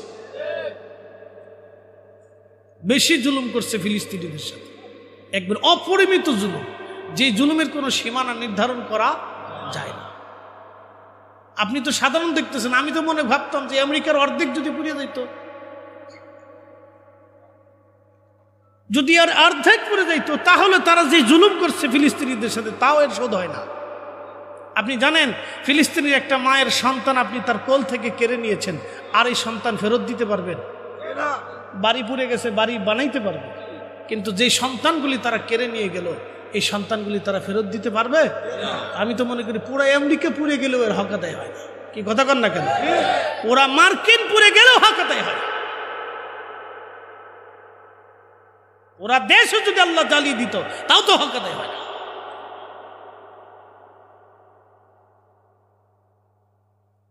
প্রিয় উপস্থিতি, কিন্তু আল্লাহ দয়াবান, আল্লাহ মেহেরবান, আল্লাহ মাঝে মধ্যে বান্দাকে এরকম ভয়ভীতি দেখায় পরীক্ষা করে। আল্লাহ সুযোগ দিতেছে, তোমরা যদি জুলুম বন্ধ না করো তাহলে ভবিষ্যতে আরো কঠিন আসবে। কি কথা বলেন, ঠিক কিনা? আল্লাহ সব পড়ায় দিলে দিতে পারত, কিন্তু আল্লাহ রাসূল হাত তুলে দোয়া করে দিয়ে গেছেন, ইয়া রাব্বি, আপনি সমূলে আমার উম্মতকে একেবারে ধ্বংস করে দিবেন না। আল্লাহ, আল্লাহ আমার উম্মতকে সমূলে আপনি ধ্বংস করে দিবেন না। ইয়া রব, আপনি আমার উম্মতকে সমূলে ধ্বংস করবেন না। আল্লাহ নবীর এই দোয়াকে কবুল করে নিয়ে আল্লাহ বলেন, হ্যাঁ হাবিব, আমি ওয়াদা করলাম সমূলে একেবারে আপনার উম্মত আমি ধ্বংস করে দেব না। আমাদের দেশে একদল ভাইরা আছে, বলে ফাতিহা আর খাবার খাওয়া যাবে না, খাইলে দোয়া করা যাবে না, দোয়া করলে খাওয়া যাবে না। কি কথা কন না কেন? এই আমার দিকে তাকান, ফাতিহার দোয়া করলে খাবার খাওয়া যাবে না, আর খাইলে দোয়া করা যাবে না। মাশাআল্লাহ, খুব ভালো। তা আপনি সুদখোরের টাকা মসজিদে নেন কে? কথা কন না কেন? এই জবান খুলেন আপনাদের নাকি, না বুঝেন না কিছু? কথা বলেন, মুসলিম হিসেবে বলতে হবে তো এটা। কথা বুঝছে বলে, সুদখোরের টাকা তো ঠিকই নেন, আবার ইসালে সব মিলাদ মাহফিলের সময় খেলে দোয়া করলে খাওয়া যাবে না, খাইলে দোয়া করা যাবে না। মানে আপনার মন মতো ধর্ম চালানোর সুযোগ পেয়েছেন নাকি? উচিত কথা বললে মাই বেজার হয়ে যাবে। কি কথা কর না কেন, জোরে বলে। আবার বলে আমরা মিলাদ বলে চালু রাখছি, আমরা এই পেট মৌলবীরা পেট পূজা করার জন্য কিছু পয়সা করে আমরা দে, এর লেগে আমরা মিলাদ চালু রাখছি। হেতা করে যখন 1000 টাকার নোট একটা ধরে দেখা, হুজুর দোয়া করে দেন, কি দরকার ছিল, না দিলেও তো পারতেন, কি দরকার ছিল। তখন তো বিরাট খুশি হয়ে যান, কারণটা কি? নিজের বেলায় 16 আনা আর আমাদের বেলায় 1 আনা, কারণটা কি? এগুলো হলো বৈষম্য, এগুলো কোনো বাহানা না, এগুলো হচ্ছে নবীর দুরুদ সালামকে বন্ধ করার বাহানা। কথা কর না কেন, ঠিক কিনা? এগুলো কোনো সঠিক মতবাদ না, বুঝে তারপরে যাবে, বোঝাটা জরুরি। প্রিয় উপস্থিতি, রব্বুল আলামিন কুরআনুল কারীমের ভিতরে আমাদেরকে আল্লাহ বললেন, আতিউল্লাহ ওয়া আতিউর রাসূল ওয়া উলিল আমরি মিনকুম। আতিউল্লাহ, আল্লাহর ইত্তেবা করো, ওয়া আতিউর রাসূল, আমার রাসূলের ইত্তেবা করো। একসাথে বলবেন মারহাবা। ইত্তেবা কার? একসাথে বলেন। এরপরে কার? আর প্রথম কার? তারপরে কে? কোনো সন্দেহ? যেইভাবে আতিয়ান শব্দ আল্লাহর বেলা, সেইভাবে আতিয়ান শব্দ আমার রসুলের বেলা। পৃথিবীতে আর তৃতীয় নম্বরে কারো আগে আল্লাহ আতিয়ান শব্দ ব্যবহার করে নাই। তার অর্থ হলো আল্লাহ সত্যবাদী, রসুল সত্যবাদী। আল্লাহ হক, রসুল হক। আল্লাহ হক, রসুল হক। আল্লাহ সত্যবাদী, রসুল সত্যবাদী। আল্লাহর আইন যেমন, নবীর আইনও তেমন। কথা ঠিক কিনা? লা ইলাহা ইল্লাল্লাহ, জোরে বলেন লা ইলাহা। জিকির কার? তারপরে মুহাম্মাদুর সাল্লাল্লাহু। এটা চলবে কি চলবে না? না বন্ধ হবে? চলবে কি চলবে না? না বন্ধ? তো যারা শিরিকের মাসালা দিল, আমাদের দেশে যারা শিরিকের মাসালা দিল, তার অবস্থাটা কি? সে তো আমার মতো বিরাট বড় দাড়িওয়ালা, আমার মতোই জুব্বাওয়ালা, আমার মতোই কোরআন পড়নে বলা, আমার মতোই হাদিস পড়নে বলা। এখন আমরা যখন এই কথা বলবো, তখন আমাদেরকে বলবো ওরা বেদাতি। কি কথা কান না কেন? আমাদেরকে কি বলে? বেদাতি। আমরা মাজার পূজা, আমরা বেদাতি। ভাই উচিত কথায় ময় বাজার, গরম বাতে বিলাই বাজার, ডাইল বাতে কুটুম বাজার।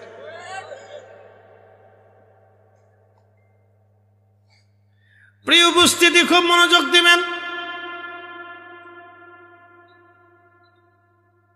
রব্বুল আলামিন আমাদেরকে কেন দুনিয়াতে পাঠালেন, আমি আপনাদেরকে আর একটু ভালো করে বুঝাই, সারা জীবন মনে রাখবেন। কথা শোনাটা অত্যন্ত জরুরি। একজন লোক মাঝে মধ্যে নামাজ পড়ে, মাঝে মধ্যে পড়ে না, কিন্তু লোকটার টাকা হালাল, খাবার হালাল, পোশাক হালাল, পানি হালাল। বুঝবেন? আমার দিকে বুঝবেন, তুলনা করবেন। একজন লোক মাঝে মধ্যে নামাজ পড়ে, মাঝে মধ্যে নামাজ ছেড়ে দেয়, কিন্তু তার পোশাক হালাল, টাকা হালাল, খাবার হালাল, পানি হালাল।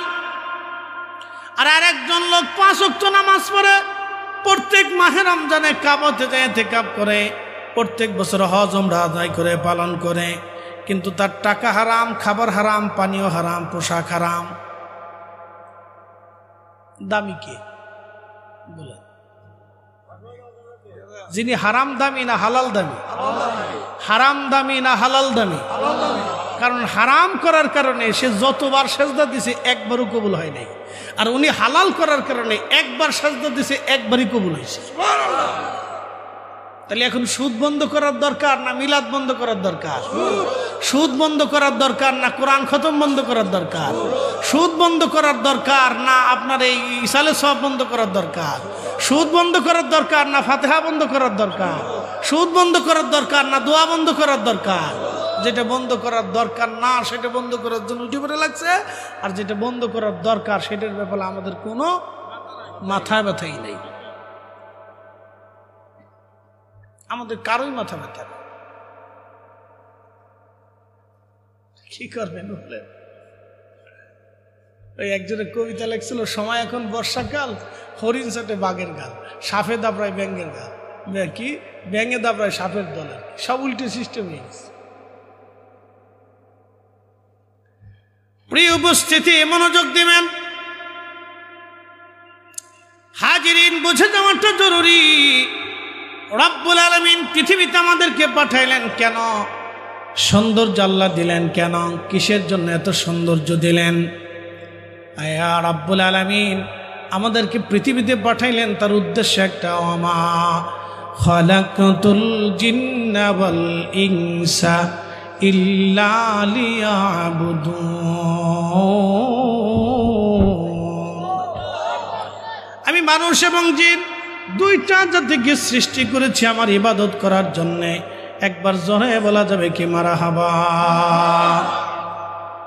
মানুষ এবং জিন দুইটা জাতিকে পৃথিবীতে সৃষ্টি করলাম আমার গোলামি করবে, ভিন্ন কোনো উদ্দেশ্য নেই, শুধু আল্লাহর গোলামি। মানব এবং জিন দুইটা জাতি আল্লাহ বানাইলেন আল্লাহর সৃষ্টিতে গোলামি করার জন্যে।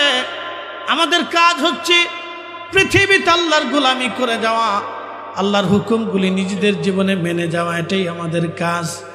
ভিন্ন কোনো কাজ আল্লাহ আমাদেরকে দেন নাই। এই জন্য দুনিয়াতে বুদ্ধিমান যারা, তারা আল্লাহর গোলামি করে তারা কবরে যায়। যারা বুদ্ধিমান তারা আল্লাহর গোলামি করে যায়। বন্ধু, পৃথিবী থেকে আমরা অবশ্যই কবরে চলে যাব। এই পৃথিবীতে থাকার আমাদের কোনো আর সুযোগ নাই, অবশ্যই আমরা থাকব না। বহু রাজা বাচ্চারা ছিল, তারা কবরে চলে গেছে, তাদের কবর আজ নিশ্চিহ্ন হয়ে গেছে। তাদের কবরে কুকুর পেশাব করে, তাদের কবরে ঘাস তরুলতা পাতা জন্ম হয়েছে, তাদের কবর নিশ্চিহ্ন হয়েছে। তারা যে রুমের মধ্যে থাকতো সেই রুমে এখন চামচিকা তেলা পোকা থাকে। কথা ঠিক আছে না ভাই? মাঝে মধ্যে জমিদার বাড়িতে যাবে, যাই দাঁড়ায় চিন্তা করবেন, আহা যেই বাড়িতে কোলাহল ছিল, ঢুকার জন্য কতজন আগ্রহ হয়ে সামনের উপর দাঁড়িয়ে থাকতো, অনুমতি না হলে ঢুকতে পারতো না। আজকে এই বাড়ির ভিতরে ব্যাঙে দৌড়ায়, সাপে দৌড়ায়, কুত্তা দৌড়ায়, পেশাব করে, বাথরুম করে, পায়খানা করে। এটি আল্লাহর বিচার। কথা বলে ঠিক কিনা? ওই সমস্ত প্রাসাদগুলিতে একসময় জুলুম হতো, সেই জুলুমের কারণে আজকে প্রাসাদ নিশ্চিহ্ন হয়েছে, সব শেষ হয়ে গেছে, কিচ্ছু নেই। কিন্তু বলেন, শাহজালাল ইয়ামানি মুজাদ্দিদের রাজত্ব আছে না নাই? হুজুর গাউসে পাকের রাজত্ব আছে না নাই? এর সাম্রাজ্য নাই, মুকুট নাই, আপনার কি বলে অর্থবিত্ত লাগে না, এমনিতে চলতেছে চলতেছে চলতেছে চলতেছে। কোটি কোটি কোটি কোটি মানুষ এখন হুজুর গাউসে পাকের মহব্বত করে, দোয়ার ভিতরে হুজুর গাউসে পাকের নাম নেয়। আপনি জানেন পৃথিবীতে দুয়ার ভিতরে নাম আসাটা কত বড় ভাগ্যের ব্যাপার? কোটি কোটি মুসলমান দুয়াতে এই আলেমদের নাম নেয়। কথা বলেন ঠিক কিনা? বাংলাদেশে বহু বক্তা কবরে চলে গেছে না? কয়জনের নাম বক্তা ওয়াজে হয় বলেন তো? নাম নেয় যে আল্লাহ অমুক বক্তা কবরে গেছে, তুমি মাফ করে দাও। কয়জন আলেমের নাম বাংলাদেশে হাত তুলে দোয়া করে, আল্লাহ অমুক আলেম কবরে গেছে, তার কবরে সব পাঠাও। কয়জন হয়? কিন্তু হুজুর গাউসে পাকের নাম এখনো আছে, খাজা মাইনুদ্দিন চিশতির নাম এখনো আছে, বাহাউদ্দিন নাশমান বুখারীর নাম এখনো আছে, মুজাদ্দিদ আল ফেসানির নাম এখনো আছে, শাহজালাল ইয়ামানির নাম এখনো আছে, সার মাযহাবের নাম এখনো আছে। কথা কোন ঠিক কিনা? কিয়ামত পর্যন্ত থাকবে। কথা বলেন ঠিক কিনা? তাহলে কারণ কি? তারা আল্লাহকে খুশি করছে। কাকে? আল্লাহকে। একসাথে বলেন কাকে?